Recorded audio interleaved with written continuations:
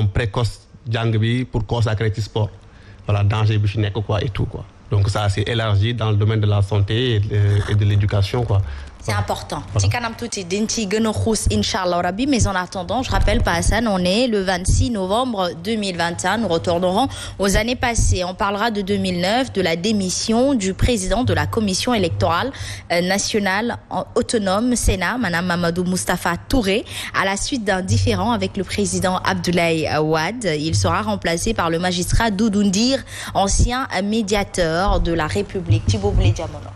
ci contexte ban année la woon. 2009. juste bi ñu génnee ci élection locale wala bi ñu ciy dugg. bi ñu ciy waaj a dugg. bi ñu ciy waaj a dugg mooy jamono bi nga xam ni Benno Siggil Sénégal am nañu doole loolu ci Sénégal am kattan lool mel ni Yewwi Askan Wi tey yàlla mën comme tey.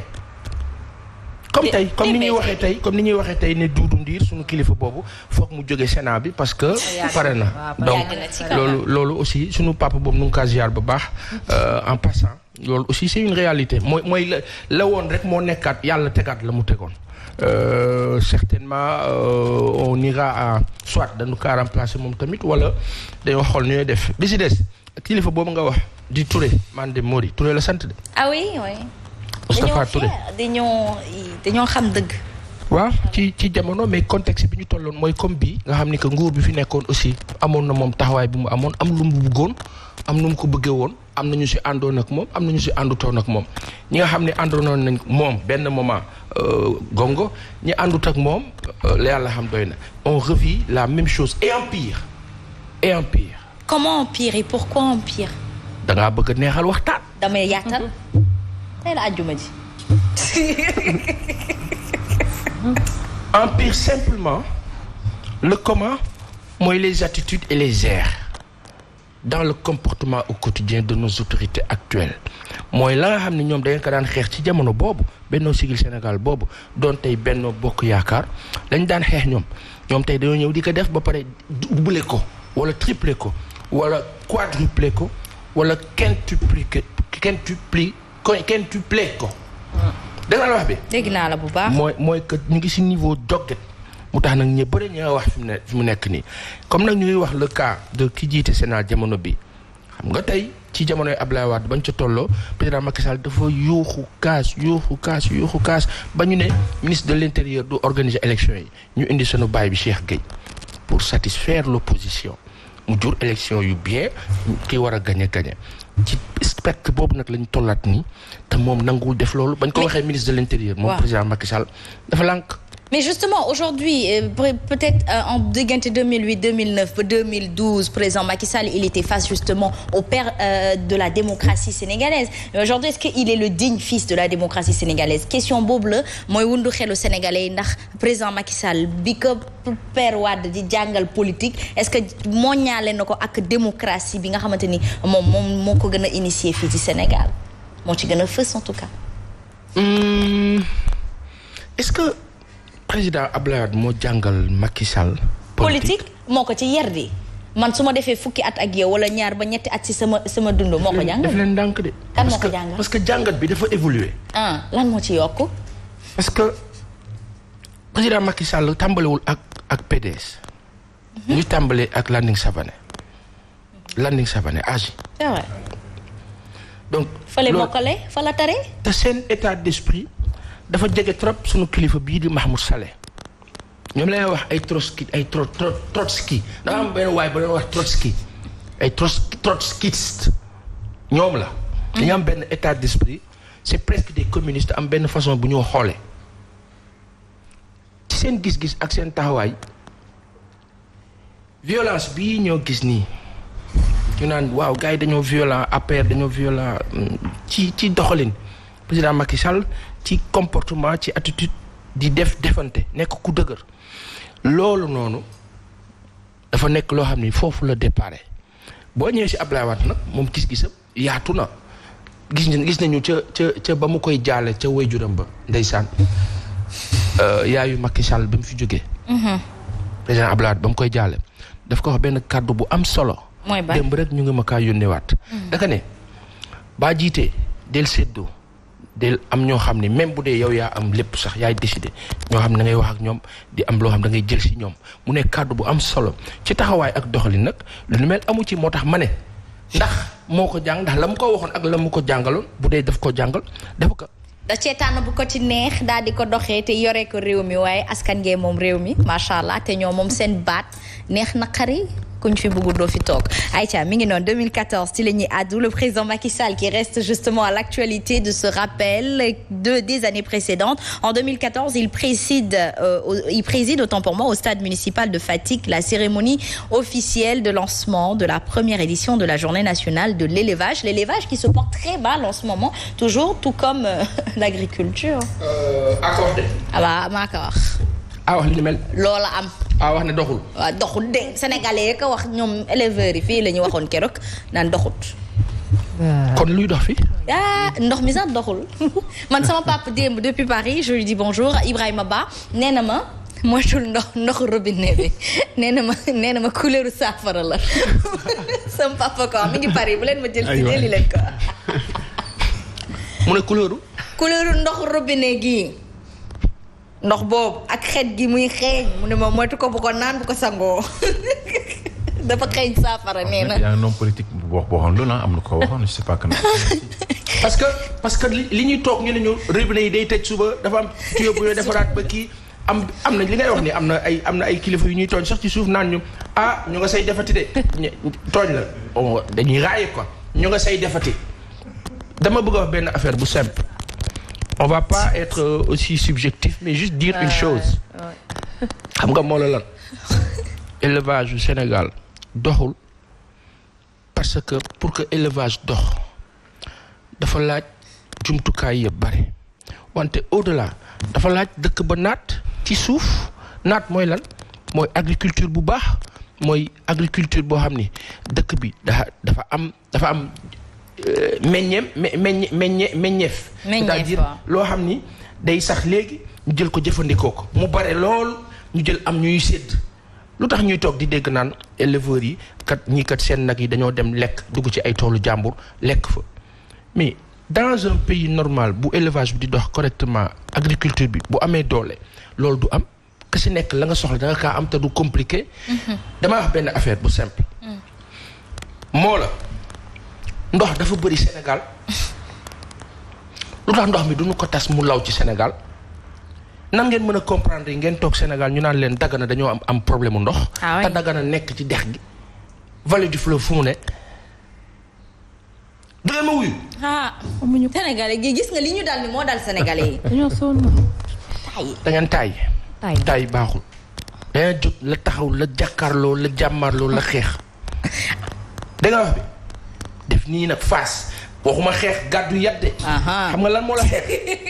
moo la bañ.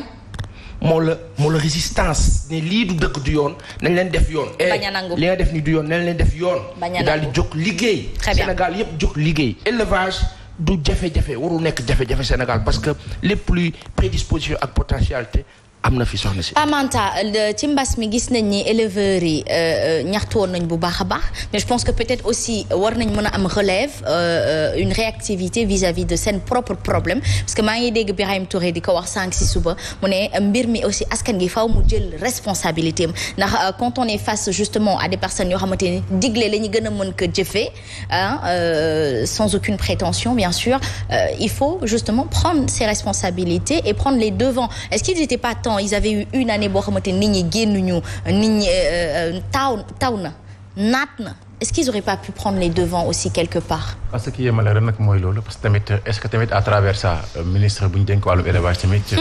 def na lu ko ci war par rapport à ça parce que tamit bu ñu demee ba léegi élevage de luxe lañ ko mën a wax. parce que soo xoolee daanaka tey da ngay dégg benn laadu bu ñuy jaayee 50 millions. benn nag bu ñuy jaayee xam nga 200 millions mais est-ce que à côté. tey les petits éleveurs comme on peut dire comme man am nañ possibilité ngir mën a yëngu ci wàllu woowu noonu en tout cas tey sànq paasan moo ngi koy xam ne rek ne tey Sénégal toll na fenn foo xam ne je pense bien que ni élevage bi waratul nekk des nomades. oui vraiment di déplacer wu zone bii di dem beneen zone. à ce niveau là war nañu moo teg tey des politiques yoo xam ne même nawet bi sax au delà ba nawet bu jeexee sax tey jur yi dañu am war lu ñu lekk mais d'ici peu jàppal na xam nga nawet bi jeex na fu mu toll nii d'ici 2 mois 3 mois. éleveurs yu bëri ay jafe-jafe la ñu am même si que journée de l'élevage bi yaa ngi dégg keroog ñoo ngi koy waxtaanee fii nii mais c'est une journée boo xam ne après festivités yi ñoo ci ëpp. du ñu wax festivité mooy maanaam xew-xew mi bruit bi mooy bëri te du bëri solution du am benn jeexital boo xamante ni fii ak déwén mën nañ gis yokkute ci wàllum élevage gi amut. parce que Sénégal bu ñu demee ba chaque année période tabaski bu jotee par exemple sous région bi ñëw di leen alimenter lu jëm ci wàllum xar kon moo lay wan ne kon élevage bi am na fu muy sooxee.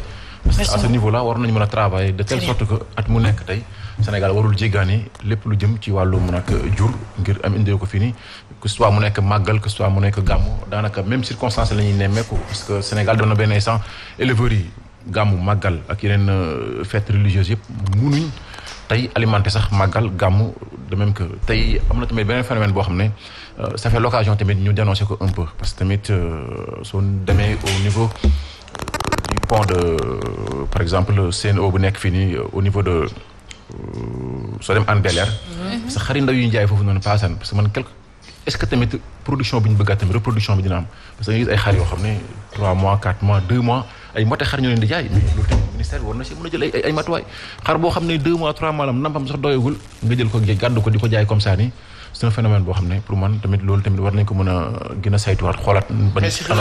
c'est très relatif quand même. parce que ci je pense que comprendre naa fi ngay bëgg a waxee ci souci wu reproductivité production et cetera mais saa waay affaire yi bu jaaree yoon. loolu du doon souci. da ngay am mbote ya bëree. da ngay am ya mag ya bëree da ngay am ya ngàndee ya bu jaaree yoon laa la wax. très bien problème bi mooy jaar yoon. jaar yoon c'est-à-dire que ni mu war a demee te deewul noonu tey jii nii yaa ngi wax naan gàmmu màggal dañuy am problème parce que productivité bi foofu la nekk mooy que ndox bu amul mbir mi du dox. ça c'est vrai. pour ndox am nag. très bien ça il faut décision sérieux xam nga convaincre business bi mais gars yi dañoo newul ci liggéey boobu. yaa ngi wax festivité. liy xawoon 2014. lan la ak bëri lu ñuy lancer. ak bëri lu ñuy célébrer. mais est-ce que ñu ngi réaliser. justement on en vient par rapport justement à festivité première dame lii mbirum jigéen la est-ce que jotul tamit dañ daan gis ni kër goo dugg tamit dañ fee am ay xar yu ñuy yer wala nga am ko gis koo xamante day am ferme boppam ginaar par période da doon dox on a tellement de petites fêtes aussi bien religieuses ci xam teraanga gi ñu xam que élevage fii la war a gën a doxee normalement ndax ku ñëw suñu kër ñu reyal la béy ku ñëw ñu reyal la xar ku ñëw ñu toggal la ginaar gu saf-sap. Ah non mais moi je pense que l'élevage le centre déjà c'est ça yàpp nag moom war fee manqué. par exemple à Dakar bëri nañ ay pël macha allah tarkal la am nañ Fuuta ah. mais à Dakar dëkkuwaay bi rek déjà dëkkuwaay bi beneen affaire la. pour nga yàtt day xaw compliqué gis dëkkuwaay boo xam ne daanaka espace bi sax papa yaay doom rek la dafa xat.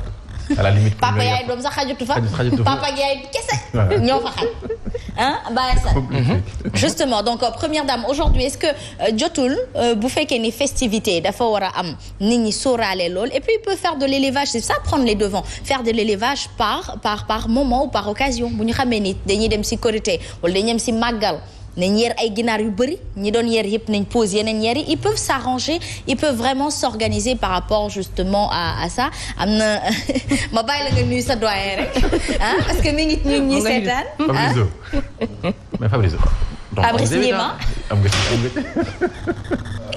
non mais non yaa doon wax mbaam bi kay peut-être Justement, le Sénégal est un pays laïque où il y a des catholiques et des chrétiens dont leur religion ou leur confession religieuse leur permettent la consommation du cochon. Donc il faut le dire, mais c'est ce qu'ils demandent. Il fait partie du peuple sénégalais. Mais même au-delà de religiosité, kuy bay kuy def élevage lépp ngay def loolu du compliqué. Aïcha mi ngi noonu première dame oui pour répondre à cette question justement d'une malorganisation de chez les éleveurs et de chez le pouvoir. Oui comme ni ko Manta waxee léegi élevage de luxe moo am parce que da ngay gis des fois ñu jël xar yi dëkkal leen foo xamante ne. ni dafa xaj déjà conditions yi ngeen di dëkkalee rek am naa sama benn xarit boo xamante ne noonu rek. dëkkal leen conditions yoo xamante ne tey jii ni ñu koy jaayee day cher donc du coup amul réglementation mais itam c'est à l'image du pays tey jii di nga gis loo xamante ne ñu ne la lii kat fii la gën a baaxee mais day rare wala dafa cher alors que vraiment ni ko état bi di doxalee la donc du coup war nañu xool naka la ñuy réglementer li nga xamante ne mooy élevage bi et que vraiment fu foire war a am ñu war a discuter xool ci conditions yi ñoom ni ñuy liggéeyee xool naka la ñuy def ba du ñu manqué li nga xamante ne mooy xar wala ñu xool ni muy demee nga mais à la place ñoom tëgg ka way ak a fecc rek lépp loo gis dëkk bi yëpp loolu la li paasan di waxee li ñuy lancé ak a bëri waaye jamais nga gis finition jamais nga gis ñu ne réaliser nañ wala ci travaux yi kat ni tel lañ ko commencé heure bi la jeex wala dara et c'est dommage hein te secteur boo gis même chose dinañ lancé dinañ teg première pierre dinañ ubbi robinet duñ ko tëj dinañ commencé construction wala du yegg dinañ ubbi benn affaire ma reyal la ko tey du am niñ koy gérer te malheureusement ci structure étatique yi nga xamante ne ñoom la ñuy teg dafa mel ni bâtiment bu ngand ba nekk ca corniche ba maison de la presse xaw ma la nag lan lu muy jëriñ exemple donc laa joxe mais c'est à l'image du pays lépp loo xamante ne ñoom teg nañ ko fi rek c'est dommage du am continue